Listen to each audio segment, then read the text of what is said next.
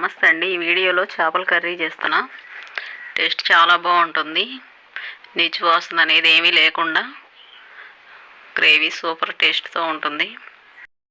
నేను ఎలా అయితే వండుతానో అలా చూపిస్తాను.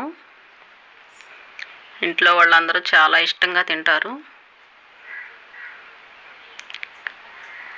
అంతకంటే ముందు ఛానల్ని సబ్స్క్రైబ్ చేసుకోండి. వీడియో నచ్చితే లైక్ చేయండి. కేజీ చేపలు తీసుకున్నాం. శుభ్రంగా కడుక్కోవాలి. కడిగి పెట్టేసాను. ఇందులో ఒక స్పూన్ సాల్టు, ఒక స్పూన్ కారం, కొంచెం పసుపు, ఒక స్పూన్ ఆయిల్ వేసి ముక్కలన్నిటికి పట్టించాలి. ఇప్పుడు వేరే గిన్నె తీసుకొని ఇందులో చింతపండు నానబెట్టుకోవాలి. 50 గ్రాములు ఉంటుంది. ముందుగా నానబెట్టి పెట్టేసుకోవాలి.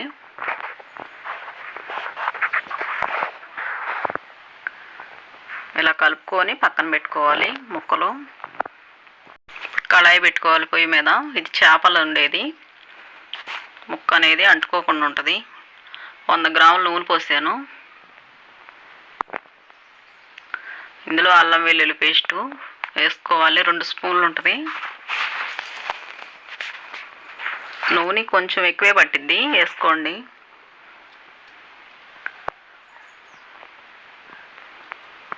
రెండు ఉల్లిపాయలు నూరుకున్నాను నేను. మిక్సీలో పడితే బాగా మెత్తగా ఉంటుందని 2 ఉల్లిపాయలు ఇలా నూరు వేసాను. ఇందులో 2 పచ్చిమిర్చి,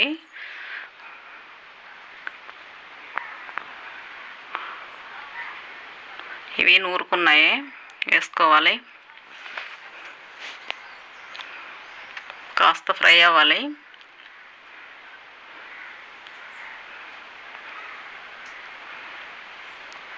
ఇలా అయిన తర్వాత గ్రేవీకి సరిపడా వేసుకోవాలి. చేపలకు పట్టించాం కాబట్టి 1 స్పూన్ ఉప్పు, 1 స్పూన్ కారం వేసాను. గ్రేవీకి సరిపోద్ది.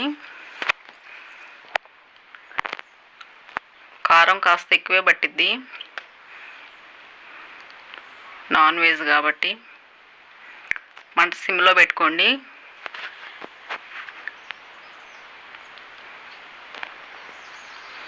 ఇవన్నీ ముక్కలు వేసి ఒక సైడు ఫ్రై అయిన తర్వాత ఇంకో సైడ్ తిప్పుకోవాలి.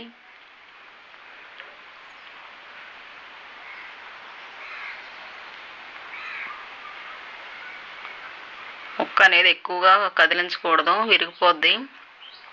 మూత పెట్టి ఒక 2 నిమిషాలు ఉంచితే సరిపోద్ది. ఇప్పుడు ఇందులో పులుసు పోసుకోవాలి. చింతపండు నానబెట్టింది ఉంది కదా,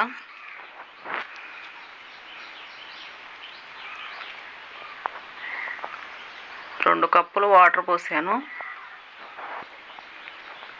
సరిపోద్ది, ఇంకెక్కువ అవసరం అవ్వదు.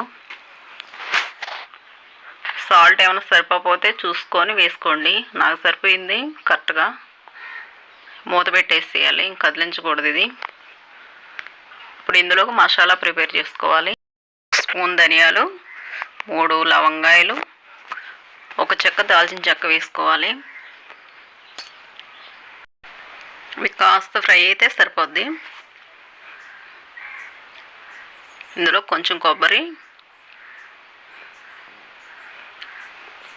వెల్లుల్లి రెబ్బలు 3 వేసాను. ఇవి మిక్సీ పట్టుకోవాలి. ఇలా దగ్గర పడిన తర్వాత గ్రేవీ ఈ మసాలా మొత్తం వేసేయాలి. 2 స్పూన్లు ఉంటుంది. అప్పటికప్పుడు పట్టుకుంటే బాగుంటుంది. అలా వేసుకున్న తర్వాత కొంచెం సైడ్లుగా పట్టుకొని తిప్పుకోవాలి. ఇంకా అయిపోయింది. స్టవ్ ఆపేసుకోవటమే. గిన్నెలో తీసుకుందాం.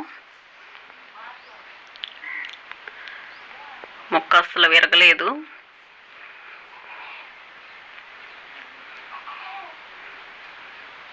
నేను ఎలా చేస్తానో అలా చూపించాను. ఇలా ఒకసారి ట్రై చేసి చూడండి.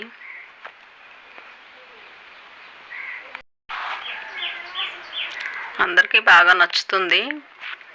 ఇంట్లో వాళ్ళందరూ ఇష్టంగా తింటారు. ట్రై చేయండి. ఎలా వచ్చిందో కామెంట్ చేయండి.